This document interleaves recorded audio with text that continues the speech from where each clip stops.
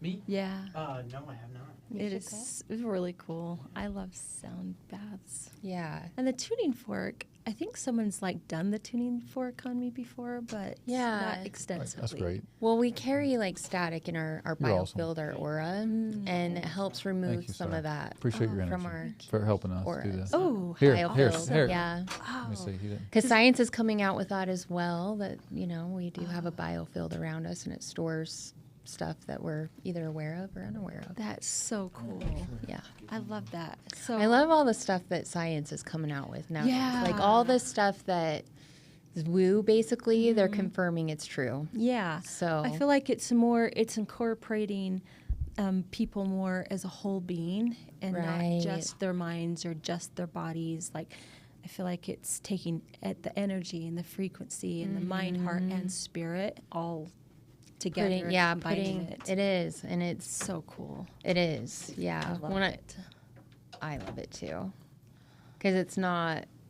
I don't know. It makes you not feel as like a crazy person. You're like, what am I Right. experiencing that science hasn't come out with? It like something else is different. Right, So exactly. yeah, Yeah, and it Yeah. used to be woo-woo, but it's not anymore. Like, No. it's like scientifically proven. yeah. My Like- kids still think it's kind of off because they didn't learn it, but they're still Right. young. So Yeah, they're they'll like, catch Mom, up. they will. They're like, Mom, what is this? I'm like, I know you can't see it, but it's real Yeah. and it does exist. If they hear it from someone else, then they'll believe it. Exactly. funny. I'm like, you should It's- and that's, because I have a lot of friends that are doctors that are now like confirming it as well. And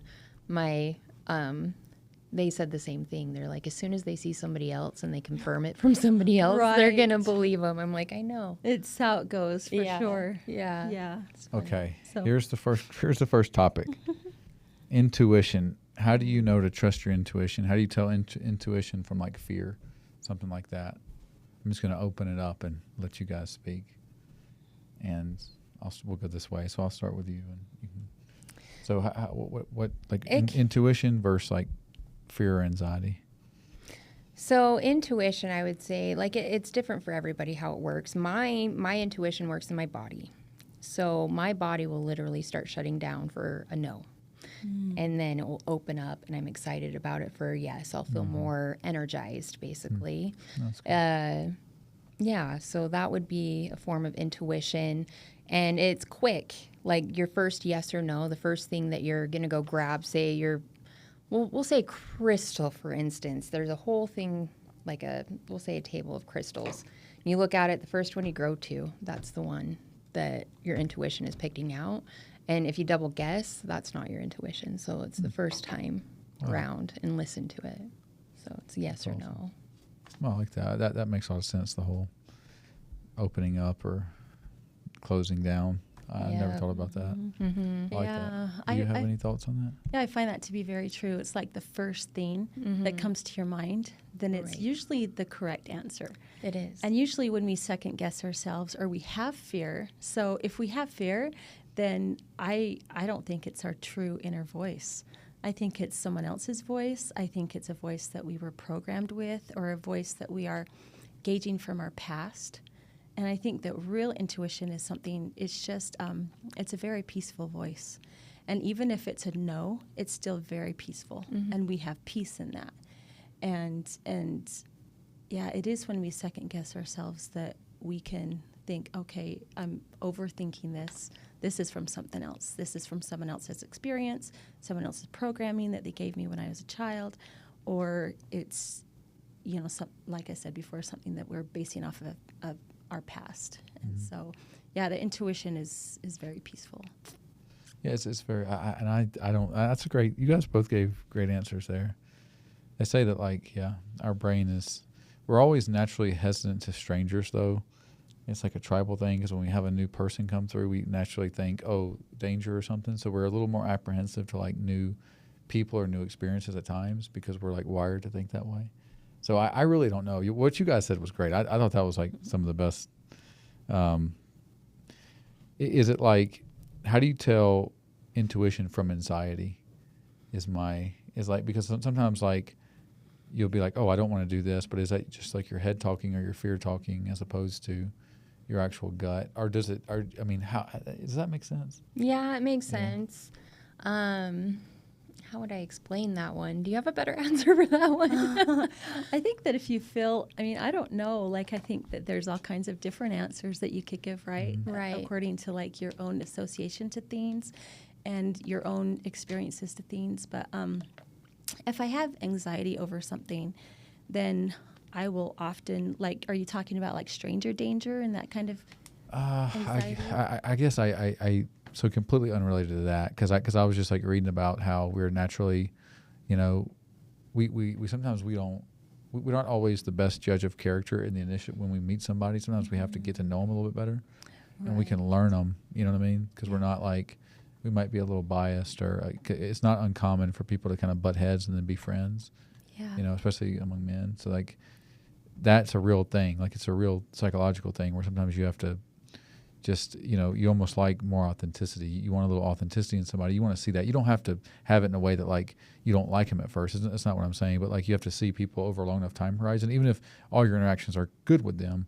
But over time, you can build something with them. Just the way our brain wants that. Our brain, because we wanted people to be in our tribe. People who weren't in our tribe could be a threat. So it's like our brain wants to associate as either threat or friend. Yeah. And 100% you can become with friends. You just have to be around people enough. But which is why it can be dangerous because then we start taking on the behavior of others that we don't want to as well. So Yeah, it's a so- double-edged sword. But if you have something to say, It is, please. yeah. So the brain craves that certainty. Mhm. And so that's why within just the first few seconds of meeting somebody, we'll create a story in our heads about them. yeah, This person's friend, this person's foe, this Right. person, you know, Right. this or that, just because our brain has that constant need for certainty. Right. And if I feel anxious about a situation or about people in particular, then it's really helpful to just tell my brain that it's okay that I don't have a story yet.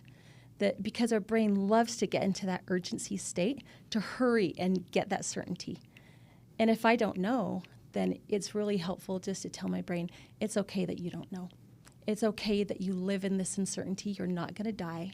right, It's okay that you don't have a story yet. right, And what do you want to believe? How do you want to feel around this person, or around these groups of people, or in this society? How do you want to feel?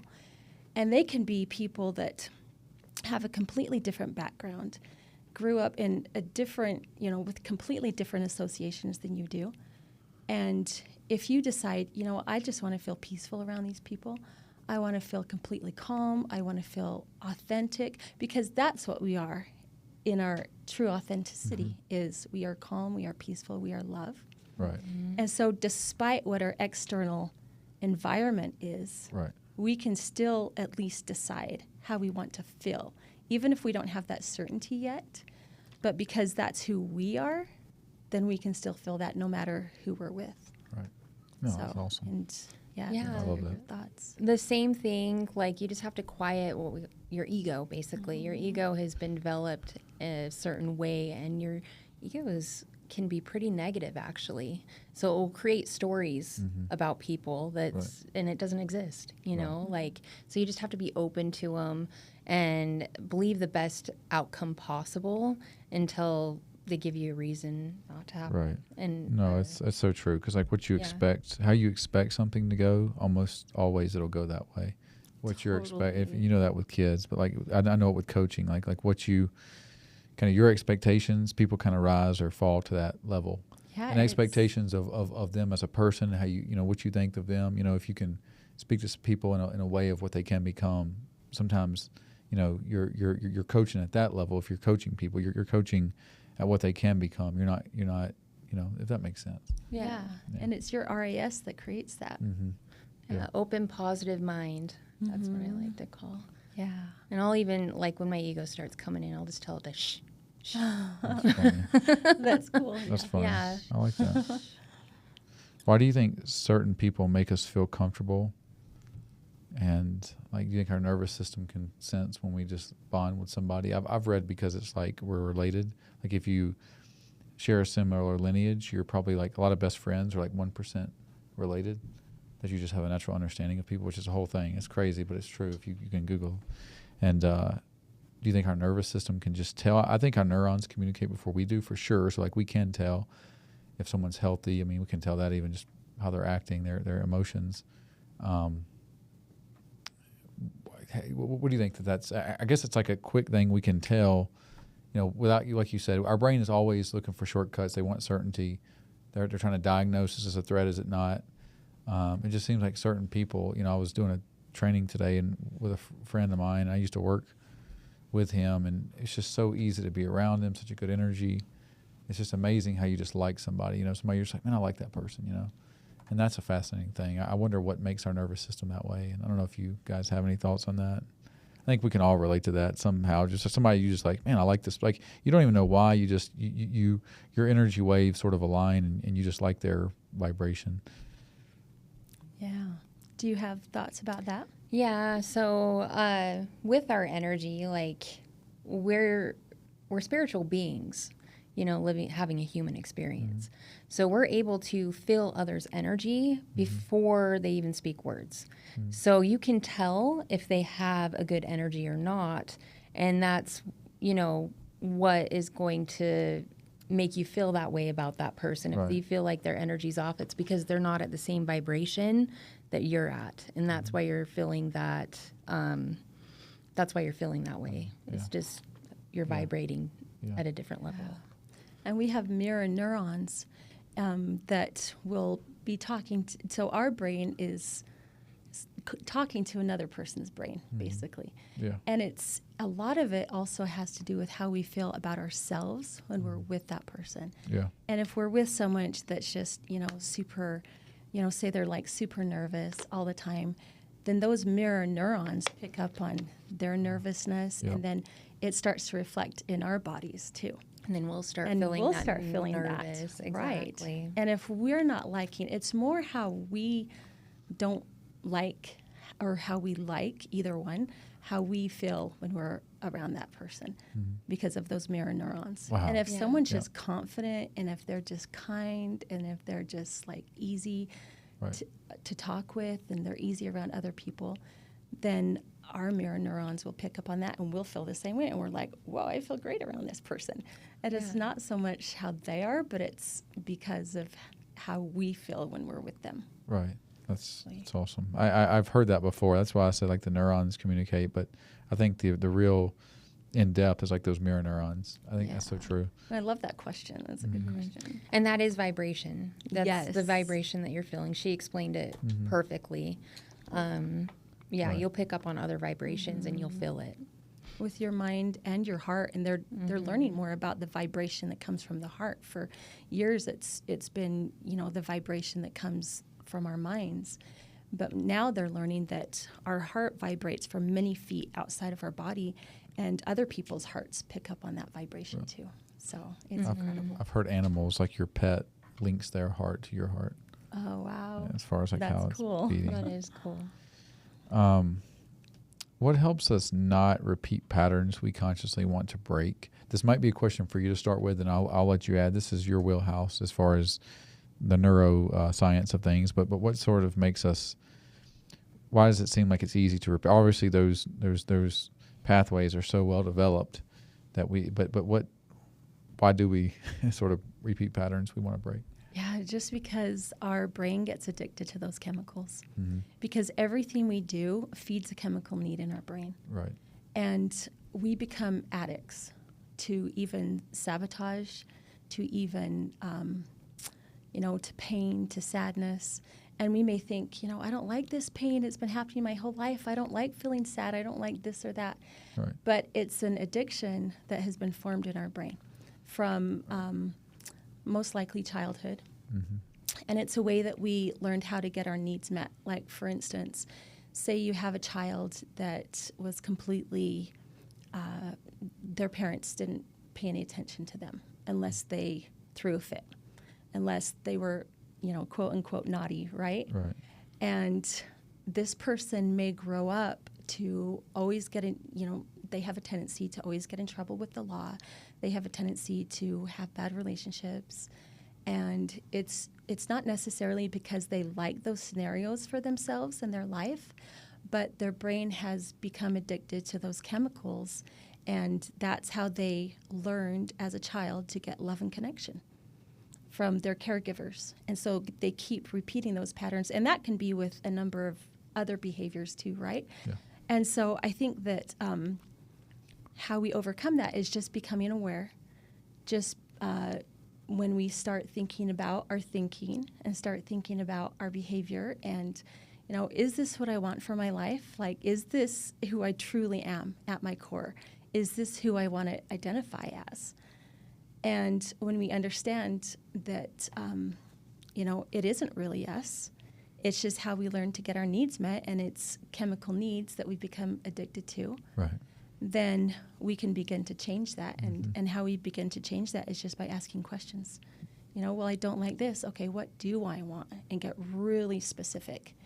And what do I want my identity to be? Because we've talked about this before, how identity is everything. Mm-hmm. Like who you believe you are at your core, then your body and the universe and everything will be set in motion to create that reality for you. Right. And so, just becoming aware and knowing that your thoughts are in control of everything. And now that you're an adult, you are in charge of your own programming. We gave our programming away as children because that's how we survived. Right. And, not to diss the people that took care of us or our parents or anything like that, Right. because they were doing the best they could. Yes. But now that we're adults, we get to decide, and it no longer serves us to blame our past, Right. but to really just become aware and say, okay, I'm the big person now, and I can really start thinking about my thinking and whether or not it's getting me closer to my goals. And then the more you change your thinking and the more you change those neural pathways, then your brain becomes addicted to those chemicals. Where as soon as something happens to you that you don't like, you can automatically, it'll just become automatic. Okay, what can I learn from this? How is this actually, this setback that I perceived as a setback, how is this actually going to propel me forward? How is this going to get me closer to my goals? How is this serving me? And then we start becoming addicted to those. We become addicted to those, neural pathways and those chemicals in our brain to where that becomes our identity. And our identity is like a growth mindset. We want to get better, or like what chemicals are we addicted to at that state? Would you say like when you're like, oh, I don't want this to happen, or like kind of walk us through like what new chemicals are activated, or what are we addicted to exactly if we change our identity? When we want to change. Yeah. So we're addicted to those chemicals that actually serve us. We're addicted to the chemicals that give us the feelings that we want to feel, even when things aren't going exactly as planned. Yes. So, like, for instance, just like what I was saying before, if you have a setback, or what you would have your old self would have perceived as a setback, or which you could also just call it a failed expectation, right? Right. And so if you have a failed expectation, then you can say, okay, maybe I can't do this anymore, but what can I do? And it literally just all starts with a question. Okay, so I can't do this anymore, but what can I do? What can I get from this? Mm-hmm. What do I want to feel? Mm-hmm. And how is this going to get me even closer to my goal? And how's this going to get me to my goal quicker? And then as soon as we just start asking those effective questions, then it activates the prefrontal cortex, it quiets the amygdala, and it puts our brain on the right side, which is the side that is very solution-oriented. And then we start to come up with ideas and solutions that we never even thought of before, and we become addicted to those chemicals that come up with effective answers by asking the effective questions that get us to our goals quicker. I was doing a training today, and we were talking about how when you have cortisol in your body, or nervousness, anxiety, you can't access all of your brain. So like the frontal lobe and the more the newer part of the brain, because basically when you're in a state of anxiety, you can access like some of it, but mostly like the reptilian part, which is why you can't think when you get mad, you're angry. Yeah. But also like if you're nervous, or if you're stressed, if you're in anxiety, you can't even access the more creative parts of your brain. So it's like a double-edged sword, It's like you're compounding. Like you have a problem, you're nervous and stressed, and now you can't reach the, and I don't want to give anybody a complex or, it's kind of weird talking about it, but it's like if we can just enjoy our life and sort of get in that flow state of just like not being outcome oriented, just feeling, oh, this is something cool to learn, then your brain can create and access things that never has before or doesn't have access to when you're in that cortisol ridden state. Right, because fight or flight. Right, right, because the fight or flight does serve a purpose. It's for survival, Right. but we want to go beyond survival. Right. And most of the time, we're not in a life or death situation. We want to quiet that amygdala and have our prefrontal cortex take over and come up with Right. the solutions. Right. So, And if you ever have like worked with anybody with like brain injury or anything, that prefrontal cortex just isn't there. They just like the impulse control is just like, whoa, what happened? It's very interesting. I think some people genuinely do have like a disability in that realm. It's like just there's nothing. for sure.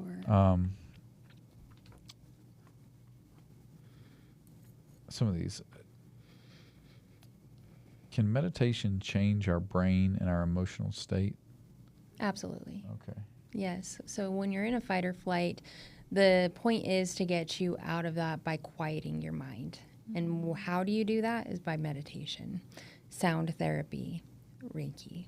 And that's how you're able to do that, is by meditation. So the more you learn, like when I first started doing Reiki, sound therapy, I was an anxiety riddled mess, like I was just tense,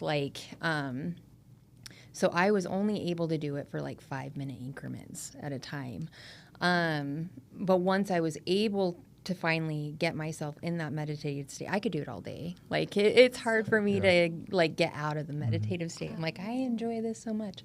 But I was, so basically once you clear your mind and you're able to do that, Reiki really helps too. We're able to remove some of that from your field and walk you through. That's what I do with my clients, is I do guided meditation to get them into that state, because a lot of people don't even know what meditation is. They're like, what is meditation? So sound therapy, Reiki, all of that really helps with them getting into that meditative state. And once you're able to clear your mind, then you're able to work on your body. So that's what I've realized too. And a lot of people right now are in that fight or flight because we're overstimulated. We're scrolling on our phones, we're watching chaos with, everywhere you look. In like real time. Violence. Yes, there's the violence. There's just, I think we're having a mental health crisis right now, and the only way to help with that is to get in that meditative state. Medication, going to see, that's not the answer. It's not even a Band-Aid anymore. Like, people are still struggling. So meditation is very important to help you get I out of want that. you to answer that, but I want to say this. It's crazy, like, when you're around people who do some sort of grounding work on themselves, and then when you're around people that don't, it's like it's just so night and day. It's like you're not. It's like your whole experience of reality. Of course, we control how we see things and what the label we give it. I agree. I mean, I'm around a lot of different people. I work to be very grounded in myself. But yeah, it's so funny because like when you get around people who maybe don't see things like that or practice that, and they're so like in this reactive state, it is exhausting. And look, I'm not perfect either. I'm just saying, when your energy, like you said, the mirror neurons, but also like just who that person wants to be, you can feel it.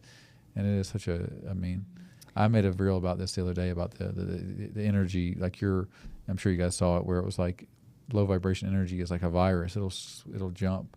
And it's not their fault. You know what I mean? Like they don't know any better. They weren't taught. We weren't taught meditation. We weren't taught these things when we were kids. So it's not their fault. If it was more, I wish it was more available and mainstream. I mean, I think it is more now, sure. but people still don't quite understand it yet, and it's still kind of woo, know, because when I say I'm working with your biofield, they're like, what? It's invisible to them. If they can't see it, they don't understand. But yeah, that's the only thing to get them out of that state, I believe, is by seeing somebody that is able to help them get in that meditative state.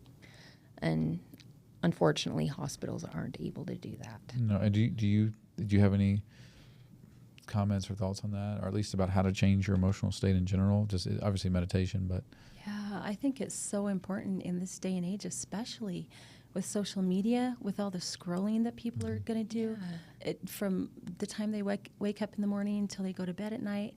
Like, I would say if anybody is anxious or has any anxiety, you know, first thing, get off your phone, delete your social media. Yes. And then even spend, like you said at first, you could meditate for like 5 minutes a day. Like, even just take that 5 minutes when you're waking up, when you're in that theta state, to just this. So this is how I meditate in the mornings. I know that I'm waking up. I'm aware that I'm waking up, but I don't quite open my eyes. I don't start moving. I just let myself stay in that theta state for as long as possible. And just even that few minutes of quieting your mind can set up the rest of your day. And I think that's one reason why cold plunges are so effective, is because if you jump in a cold plunge and you just let your thoughts and your body and everything just do what it wants, you're just going to sit there and shiver. Yeah. You're just going to be breathing rapidly. You're going to be breathing very shallow. But the people that have gotten really good at the cold plunges, they get in the cold plunge and it can just, you know, even have ice in it, and they just focus on their breathing. And they just do those very deep breaths that also quiets your mind. It quiets down your nervous system. Yeah. And even if you're in there for just 1 minute, just 1 minute, then you have that time where you have taken those deep breaths, where you have quieted your amygdala, where you have, you know, let your brain and your body know that you're safe, even when your body's feeling all this chaos. And even just that 1 minute can do so much for your nervous system. And yeah, I think that is something that it would be amazing if it were more available. If kids were taught this in school, if we taught preschoolers this, that, okay, you're feeling something you don't want to feel. So maybe let's just take a minute. Let's just take 60 seconds. Let's just quiet our minds. Let's just count. Let's just, you know, I think that the world would be a much different I've place. definitely, so I taught little kids, I taught elementary school PE, and I've definitely done it before. It wasn't like in my requirement, or I didn't have to, but like I would take a class out there. I'd be, all right, guys, focus on your thoughts. We're exhausted, so we go lay down. I used to play the games with them, or we'd be playing a game where we'd be sitting around and I'd be telling them a story. And then I'd be, all right, let's meditate. And the kids almost think it as a joke. But all right, practice, breathe through your nose, out your mouth. Focus on your breath right now. Don't say anything. And we used to do stuff like that. So I used to have fun with the kids. But yeah, That's awesome. And it does take practice. It because does. it's not automatic in today's world. right. No. Like I said, 5 minute increments. That's all, you know. That's how to It's so start that. true, and like, it's just amazing, like how, it's so funny, like, cause I haven't been meditating consistently, and also like long enough, and so it's like, and I think like, what's happened to me is I work so much that I think it starts out as just work, and then to keep yourself going, you sort of get worse habits, and then you just wake up one day and your habits are not their best. You know what I mean? You got to reset it and just be like, no, I'm not gonna look at the phone. And I mean, I'm not, you know, I'm improving, but I used to be like so tapped in to where like I didn't look at the phone. I slept in one room, the phone was in a different room. You know, now it's like when you work like 80-something hours a week, it's like, oh, the phone can help you wake up, and then you look at it. You know what I mean? Yeah. It's not good, but sometimes you're just like barreling through life, and But you're aware of it. Yeah. I am, least and you know this that- makes my addictions all that much more embarrassing. But yeah, what about emotional pain manifesting as physical pain? What do you think about that? Yeah, that's definitely a real thing. So our cells, you know, our cells will also believe what we believe as well. And if we're all seeing like all this violence, we're not meant to see violence. We're not meant to see all the things that we're seeing, you know, and all this chaos, which it has to do with our phones. You know what I mean? It's not happening in real time. Like you go outside, I don't see any of it. You know what I mean? So it actually stops our cells from being healthy. It will actually cause like our cells to basically, how do I say this? Basically like not reproduce like they're supposed to. I'm still trying to get the correct verbiage, but we're supposed to, our cells are supposed to reproduce. So like if you're having these bad thoughts, everything in your body is going to retract to those poor negative thoughts. And your body in return is going to react as well to those poor negative thoughts. So you're going to manifest illnesses within your body. I have a fun thing that I do with my clients, as silly as it sounds, but like every morning, afternoon, and night, you just tap on right here, you say every single cell inside I sing that with my body, kids. every single cell is happy and well. I'm so glad every single cell, yes. And that will change your perspective. It's small steps that you have to take, but you'll get there. And nothing happens overnight. You know what I mean? Nothing's perfect. Like you're saying, the 80 hours, it takes time. It does take time. Like I started 5-minute increments. Right. Like, Yeah. I love that. yes. No, it's true. And do that happy cell song. I know Yes, it's and silly. it's fun to I've sing. heard of- My It kids is. like What is it. this called? EFT Like- tapping? ETF tapping? What's this called? Yeah, I do also do that on I've heard of the it. brain as well. So in my sessions, so I do that. It's your energy. So I'm clearing energy out of your aura. It's breaking it up, and then I'm removing it because we also carry stagnancy in our auras. When I'm doing Reiki, I'm able to feel it in your aura. Like it feels like a hot spot, like a pocket, basically.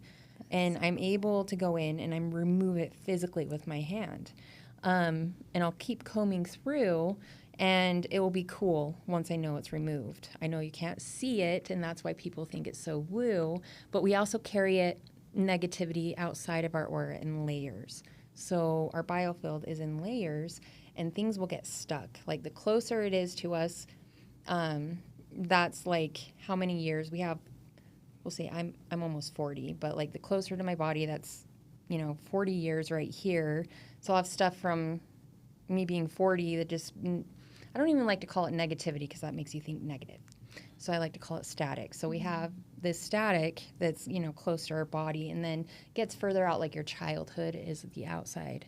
So if I feel stuff on the outside of your biofield, that means that there's some childhood trauma that's stored there. And I'm able to remove that. So I think seeing a Reiki therapist or Reiki practitioner, not therapist, but that helps get rid of some of the stuff stored in our aura as well, because that's what causes some of that repeating patterns as well, is that we're not moving either. So we're not doing anything to remove it from our aura, and it just keeps repeating. That's So fascinating. yeah, it is. What do you think about emotional pain and sort of manifesting? Yeah, so there's this amazing book that I would recommend to anyone, and I apologize, I can't remember the author. It's He looked- Louise Hayes? So it's when the body says no. Oh, okay. So The body keeps a score. Is that That's it? not. So that's a different That's one. another really That's good a one really too. yes. I'm That is a good halfway one. through that Yeah. one. Oh, so, cool. yeah. Nice. So there's one that's called When the Body Says No. Okay. And it talks about when we say yes to something that is unauthentic to us, whether it's a relationship, a job, any kind of scenario in our lives that is not authentic, and we know it at our core, Right. then it will manifest as sickness or disease in our body. I believe And so, that. where in our lives do we need to be saying no? And where in our lives do we need to be saying yes?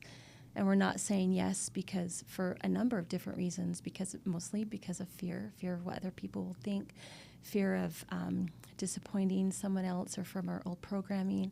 Right. And so it's so important, this law of living authentically, because when we're not authentic to our true selves and what our inner knowing knows, then it will manifest as a lie somewhere else in our lives, and it's usually through disease in our body. Yeah, I believe that.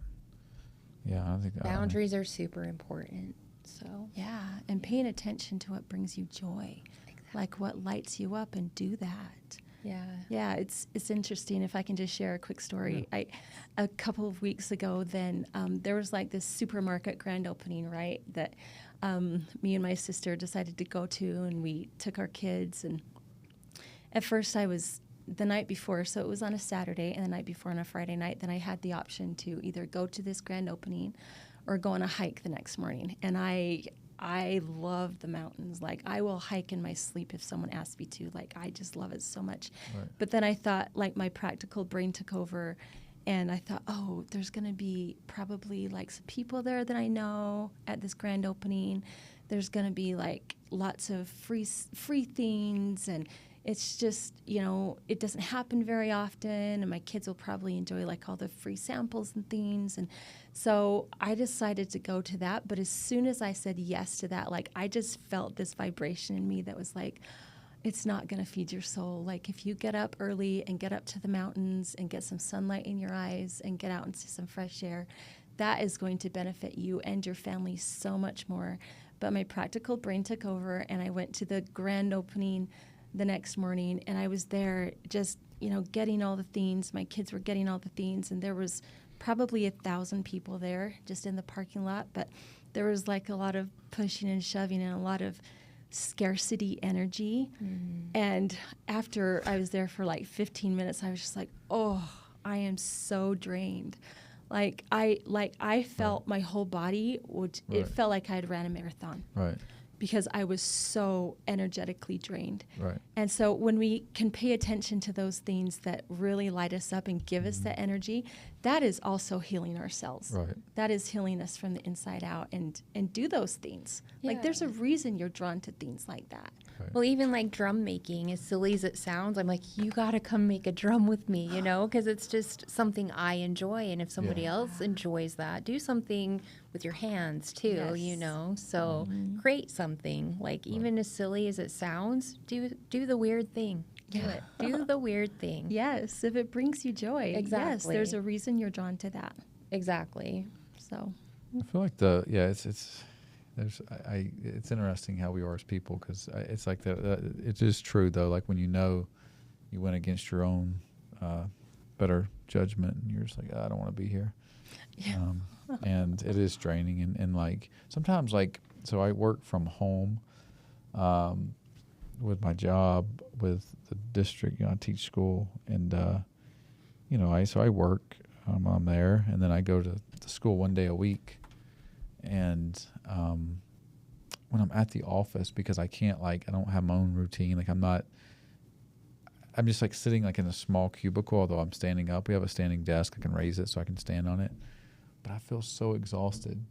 And not because it's that bad. I like the people I work with, but just like being in that environment, as opposed to like if I'm at home, yeah, I'm still doing my schoolwork, but maybe I'm lifting weights in between, like, or like doing something to like better myself.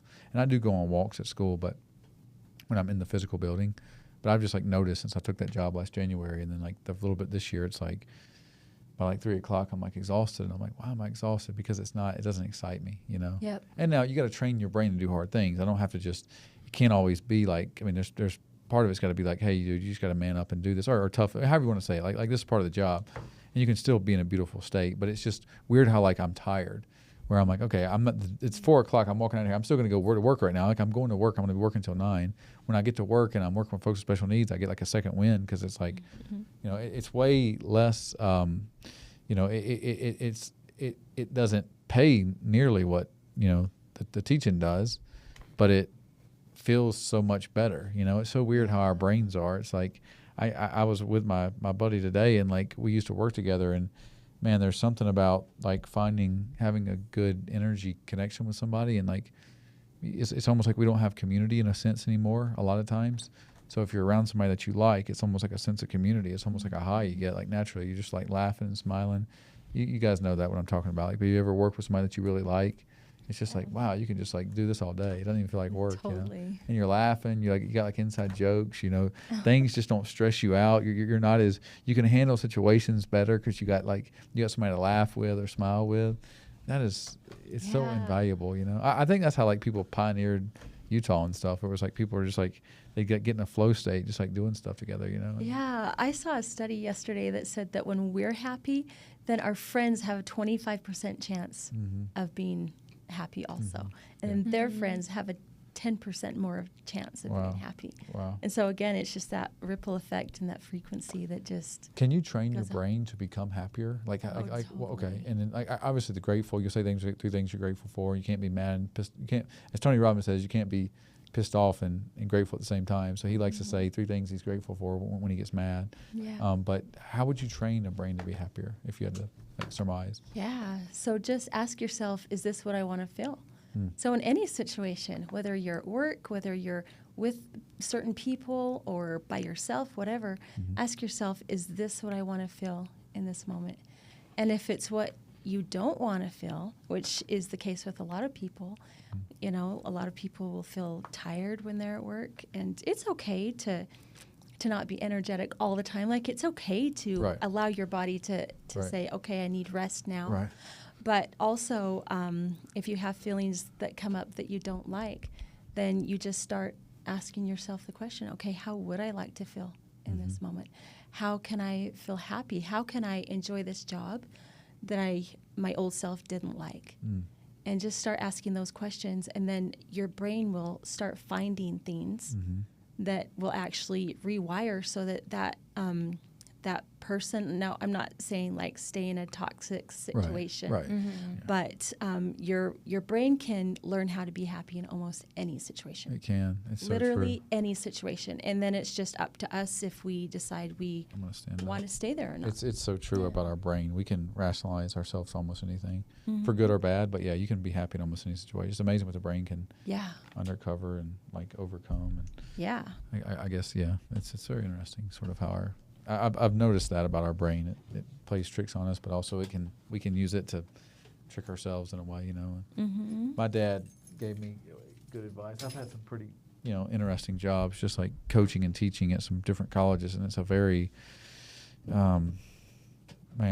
so at my heart, I am probably more like one of those very hyper competitive people, but I've softened myself with like self-development and like some spiritual teachings, and like so I've softened myself. But like me at my core is like fight to the death kind of person, and so I put myself in these situations where I'm like working college football, and it's a very like people just, you have no idea the stuff I was exposed to, which is cool because it made me you evolve myself too. Like I became a tougher version of myself. But like I have surgeries, this.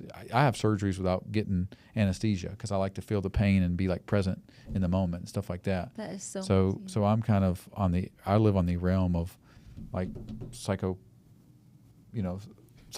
at times. But me at my core, I'm like that. Like I'm like that, into that kind of stuff. But I've healed myself a lot, or I've maybe softened myself. But it's amazing. Like when I was in those situations, my dad would always say, just find something that you like, find something that you like, it could be a terrible quote unquote situation, but just, and terrible is all relative, but just like find something about your job that you like so you don't hate it.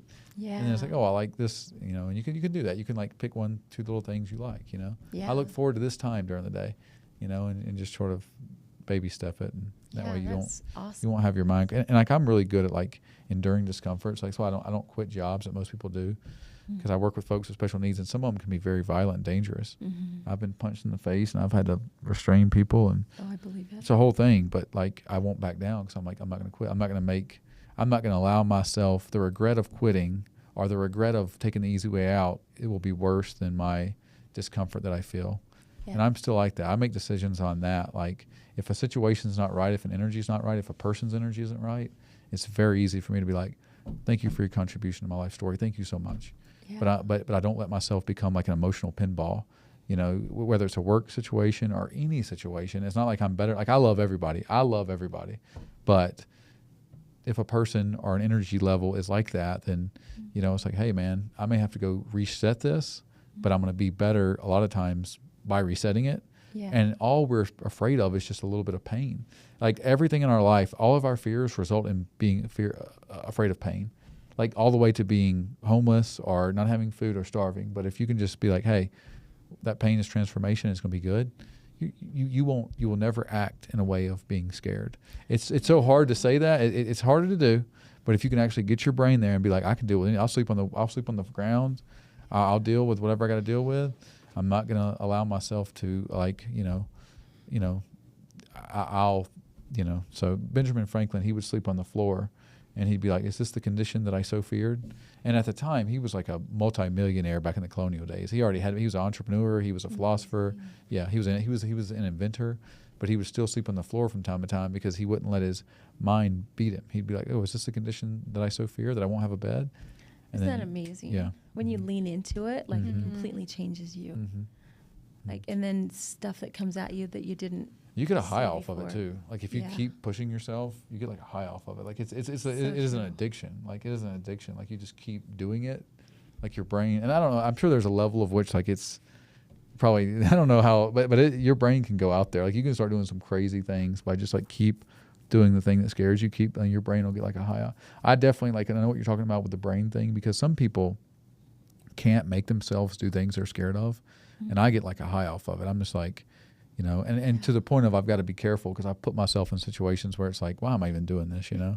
But I kind of like the awkwardness of like tension sometimes. It's like, it's fun to me. It's like fun. It's like, how long can I sit in here with this? Yeah. You guys know that. I feel like you guys know. Exciting. You know, Yeah. you got to do the uncomfortable, I know. you know, I and know. I am too. I'm like, let's I go know. jump out of a Well, plane. you guys know No.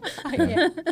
Well, you probably strengthened your anterior mid-cingulate cortex to where it's just a big, powerful muscle, and it's not afraid to do those hard things. You know that you're going to be okay. Can it go too far? I feel like at times I may have taken it too far. Do you think I took it? Like, I don't know. I mean, you guys know how I am. So like, you know, like the things about me that are good. You're very competitive. There's nothing wrong with competitiveness, though. Yeah, and I feel like once my brain goes, like I went up to Jerry Jones, the owner of the Cowboys. I would go up to head football coaches, and say what I thought, and then I was wondering. Sometimes it would piss them off, and I was like, did I push that too far? So my brain has to recalibrate. Should I have been a little more humble? Like not humble, but like I went so SEC LSU football coach Ed Orgeron. I had a relationship with him. I just went up to him one day and started talking to him. I went by LSU, went up to him, just cold approached him, and developed a relationship with him. And he actually hired me to do something for him. And then he was with his athletic director. And by the way, these guys are celebrities. And I went up there and he was with his AD one time. And I just went there and started talking to him. I was like, oh, no fear. And he got mad at me. And then it's like I pushed it too far, you know. But then is that just a cope for not wanting to do more? You know what I mean? Like I feel like I have. I don't know if it's like an autism or whatever, but like that whole thing about like fearing things, I can take it all the way to the highest levels as far as like pushing my comfort zones to keep doing it, where I'm just like, okay, I can do this. Like I'll fight to the death here if I need to. And then I'm like, is that like psychopathy? Is that, do I not have a censor? Do I not have a governor of being like, this is not correct behavior? Or is it just cope? Should we all live at these extremes? And then, do you know what I mean? Well, I don't know if too that far makes might sense. be a perception. Yeah. Like too far according to who? Exactly. And if it gets you what you want, like if the goal is as long for as you you're not to hurting do, others. Yeah. yeah, for sure. Yeah. But if the goal is to like get yourself to do scary things and it accomplish that goal, then I mean, too far is like who sets the boundary for that? I know. Right. And what do you think creates change? The one that thinks outside of the box and says Right. the things and Right. does the things and Right. challenges it. So Right. I think Right. Right. there's no And I think too, right or like wrong way. it doesn't even matter anyway because we're not going to live that like our life. You know, I've got no problem getting up in front of people and speaking and saying things.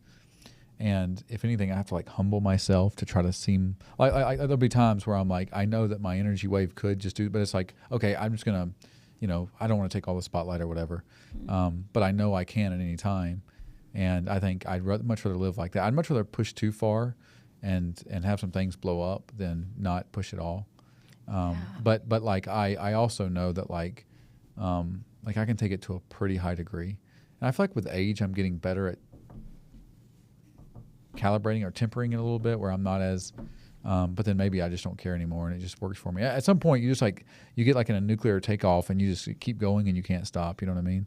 Yeah. So I don't know if I'm there and now I just don't feel but it seemed like when I was younger, like I would do things and I'd push it so hard and then I'd be like, holy shit, like why did I, like people would be like, you got to chill out. And I'd be like, what? I'm just like being my authentic self, you know? And cause I'd be like in a film room with like a bunch of coaches and I'd be like, have you guys ever heard of this, and this? And they'd be like, and then the guy would be like, we don't want you talking in meetings. And I'm like, well, okay, well, I'm not, you know, it's a hard thing, you know what I mean? Where it's like, Yeah. when you're rubbing up against other people, especially people who may not be as tapped into like being their most authentic self. So then what I do is I'll just keep pushing. It may screw up and blow up, but because I'm so willing to work hard all the time, then I just land somewhere else and it's like an upgrade. So like what I've learned to do is just like I just hit something so hard, I'll screw this up, or it's like it'll be bad, but then I never quit to get what I want, and then I'll just land somewhere else, and then I'll hit it and I'll go somewhere else, and then so that's like. But then I don't know if this is the right way to, like, if I had a son, I don't know if I'd tell him to live exactly the way I do, because I just don't know, But I think I'm more right than most. Like I don't have any drug addictions. I don't do any weird things. I have friends. I have a good social circle. But I just know, like, every day I'm going to have to go hard. There's going to be some uncomfortability. I'm willing to roll. I'm willing to risk it, and whatever's going to happen is going to happen. And when you live like that, I mean, that's you just have to just look at it like a transformation. You guys know that, but like, so I don't know. This is just food for thought. I just know in my own life I've had situations that also like didn't go the way I wanted to, because I was like pushing my comfort zone and saying things. And it's like, man, did I go too far there, And then what does too far mean? Maybe it just means that wasn't in alignment, and now you got to go find people who are, So some of us have a hard time with that, natural governor of being like, okay, this is too much. Some of us can go to some crazy extremes. And I think if you know what your purpose is in doing that, like if you are intentional about why you're doing that, and you do it with a specific purpose, and if it meets that purpose, like, and it's like what we said before, as long as it's not hurting anybody, but it's okay for people to feel uncomfortable. In fact, it's preferable, like, and not that we want to embarrass other people or anything like that, but being uncomfortable is okay. And if it meets the purpose that you were trying to accomplish and gets you to your goal, then, I mean, I think that it was effective. Well, I understand. Yeah. So always do what there's a little discomfort behind. Always do it and push yourself. And if they it's say fear. Authentic. If you're I think all of us. But do you think? I prefer authenticity. Oh, like over somebody Definitely. not saying the thing. Absolutely. I prefer somebody like you coming into the room and actually saying what needs to be said. So honestly, absolutely. I prefer it. Yeah, and try to do things in a win-win way. Think of the other person.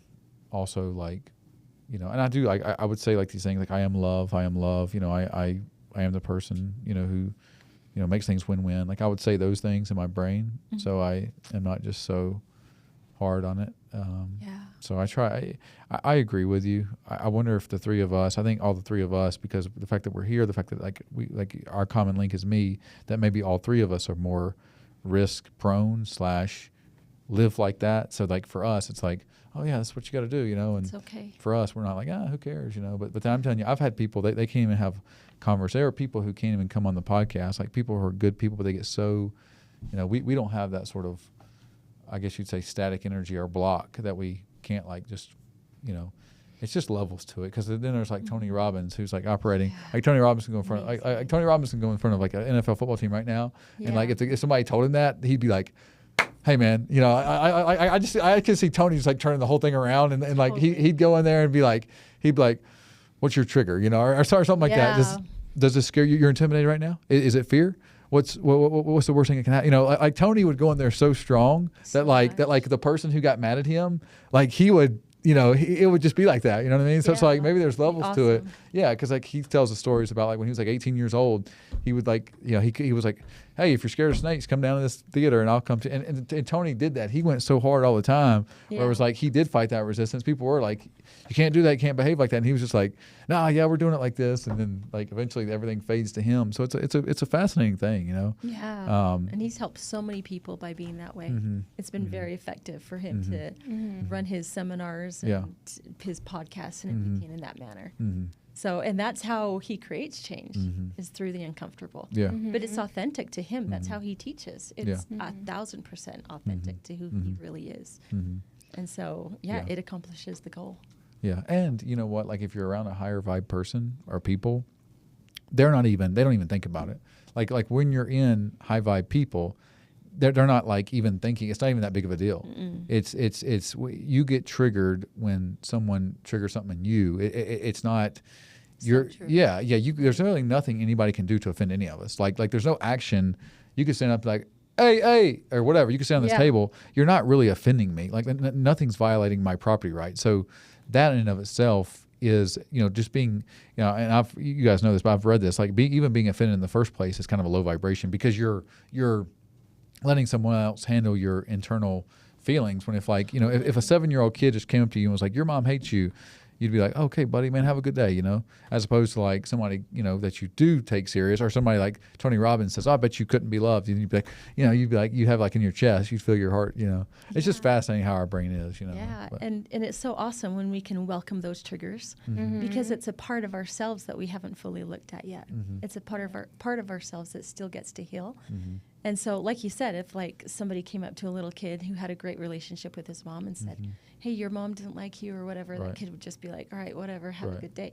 But if they really did have a strained relationship, Right. that kid might get really upset Right. and it might get into, they might get into a fight over Right, it right. because it's just a part of themselves true. that hasn't healed yet. Right.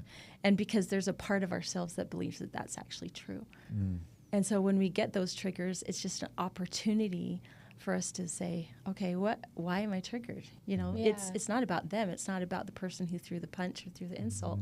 It's about a part of me that actually still believes that about myself. Right. Possibly, most likely from my programming from my past. And so now I get to look at this fully. Now that I'm an adult, I can look at this fully and actually take this opportunity to heal that part of me so that the next person that says that to me, or the next time someone swings that punch at me, it doesn't affect me. Yeah. I'm healed.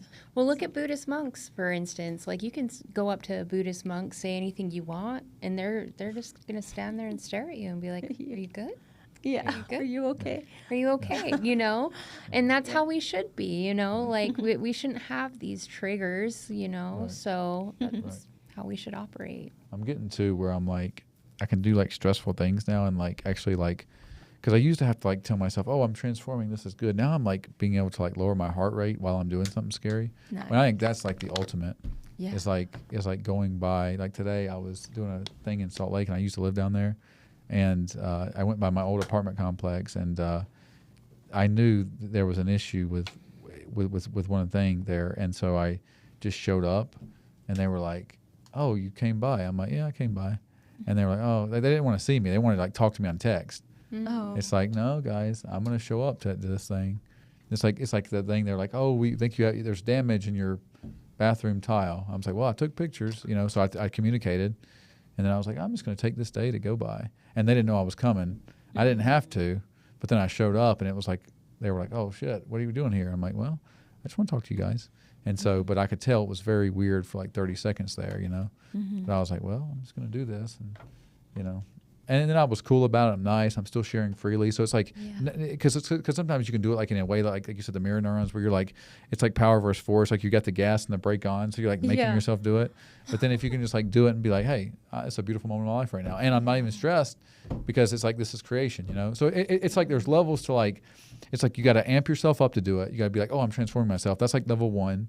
It's like I can do anything. I'm just going to see it as my transformation. It's worth it. Yeah. And then the next level is like, okay, I'm going to do this and still enjoy it. Yeah. And then the next level is like, I'm going to do it and share love or whatever, positive Yes. vibration. It's like, can I do this? Yes. And I'm not even worried about it because I'm just sharing positive vibration. So I don't even need to be stressed because it's all good. Like there is nothing bad's going to happen here, because who's to say what is good or bad? Plus it's like, it's an experience, it's a creation, and I'm just going to do it with that. So it's like tiers to even that, you know what I mean? Like true development of like how we see things or how we perceive things. And and they say as you get older, time speeds up. I'm finding that to be the case. I'm sure you can, but like it's like So true. as time, like it's like it seemed like we forever till we were 15 or forever till we were 17 or 18. Now it's like on the other side of it's like, man, where's my life going? It's like, So why not just enjoy my life as much as possible? And Yeah. and even some things that like I know I could do where it's like, but then I'm just like, man, I'm just gonna go enjoy my life right now. You know what I mean? Where it's just like that also matters. Where it's like,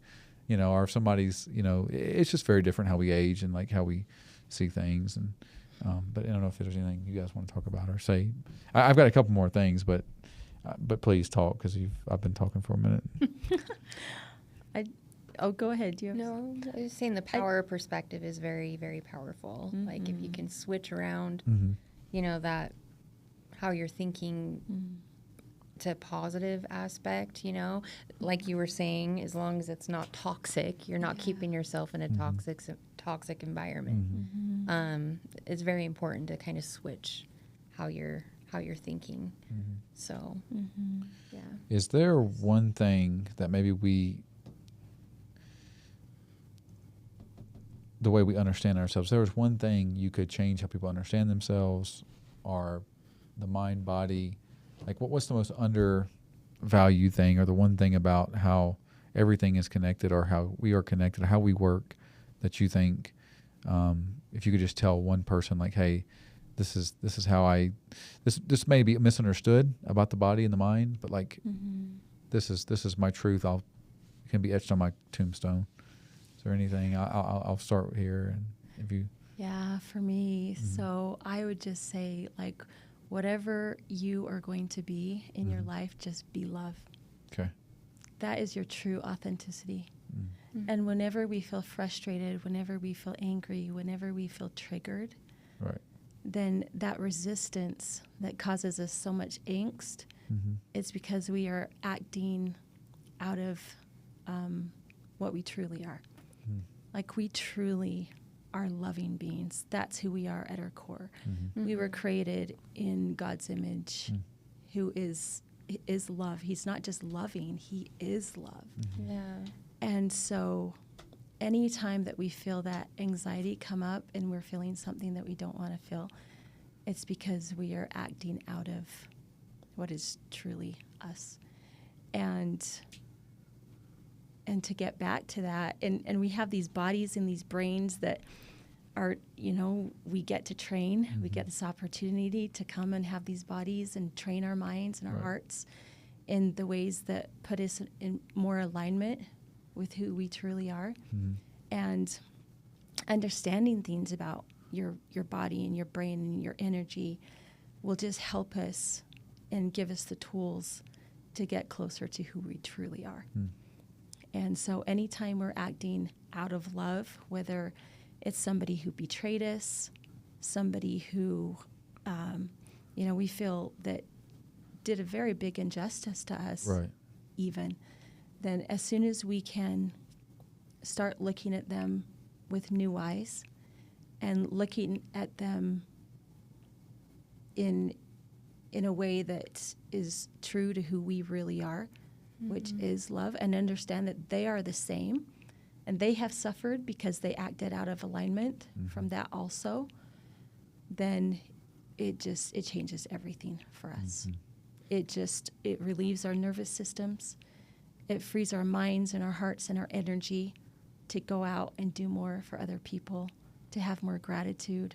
And so, and I don't know if that answers your question. Yeah, that was great. But that's what I have found in my life, is whenever I'm acting out of alignment of who I truly am and who I was truly created to be, which is love, then that's what causes. No, and that's a good thing to the thing earlier about how do you know when maybe too much might be too much, whereas is what you're doing, is it from a place of love? Or is it coming from a place of your own scarcity or whatever? Because you can amp yourself up and steal a car or something. I mean, in theory, like a psychopath could steal a car, and it's pushing his comfort zone a little bit, but he's not doing it out of love. And I don't know if there's anything you'd like to touch on. Forgive him. You got to forgive him, send him love. That's what I do. Even, somebody could be really upset with me, screaming in my face even, and I'm just like, I love you. Yeah. And I forgive who you are. Exactly. Right. Because, they're reacting out of scarcity and fear, and that's why they're reacting that way. And what does it do if we're both reacting that way? Right. So low vibration. Exactly. Yeah. So be that calm for them, because they're going to see that, and they're going to go back and they're going to look at themselves and be like, oh, what do I need to work on? Right. So why don't you be that change for them? Yeah. Right. And forgive them. Yeah, they can live more authentic in their own authenticity because you were authentic. Exactly. Right. And exactly. Yeah, it's a very grounding energy right here. I feel like you guys are a little more I am grounded probably than, We're in the same field but different. Yeah. I think they complement each other. They do. Like I don't really speak. I get them in the meditative state, and then there's no speaking. So, but yeah, so effective. It is so effective. And then my spiritual coaching, I talk a little bit more in there, but they do definitely complement each other. What we do. Awesome. Anything you'd like to add? We might do a little promo, and then I can get you guys to say anything there. But anything that you'd want to add or say, or questions, or I don't know.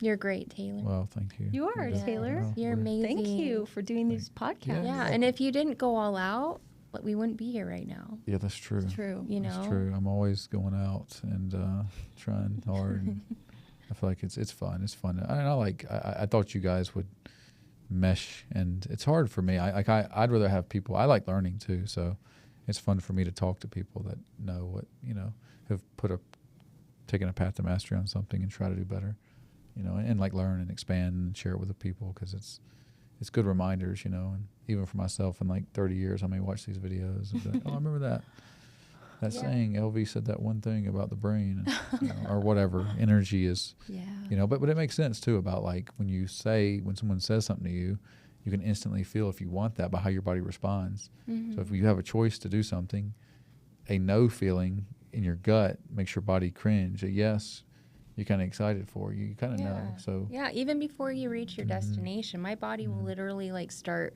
closing off, and I'm like, what is wrong about this situation? I'll drive away and it will start opening again. And I'm like, I wasn't meant to be there that evening, that's funny. True. So listen to your That's body. funny. It's a lot more intelligent than you.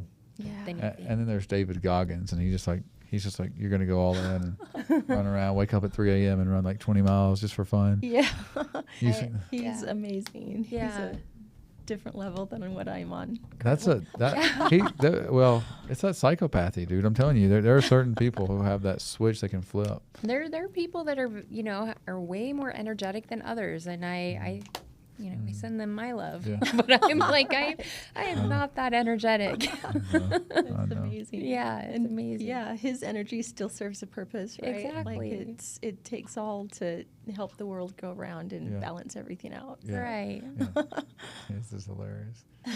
That's I know a guy. He's like a teacher too, and he talks about like David Goggins, who he likes, and he was talking about how like there's like that's like the hard self-love, like it can be good in doses, but it's like it always comes from a place of you're not good enough until you do this. So it's like you're not good enough. Mm-hmm. You got to run the 20 miles, as opposed to it's like, oh, I'm already perfect and complete, and hey, it's fun to run 20 miles, Mm-hmm. So he's also a hard go-getting kind of guy, but he was just talking about it's like there's levels to it. The self-development is always like you're compensating for something by being like, I've got to go David Goggins style, as opposed to being, oh, this is fun. I'm creating. This is love. And there's me on the bike for 20 minutes and doing the fast, trying to get it out of my body and then going back slow. Yeah. Like 20 minutes is great. Well, Yeah. Donald Trump says you only have so much lifetime exercise, so you shouldn't do too much. That's his. Oh. That's what he says. You only have so much lifetime. He calls it a lifetime exercise supply. Oh. So that's. I mean, he can say anything. I mean, Yeah. That's true. He's Yeah. the president. Yeah.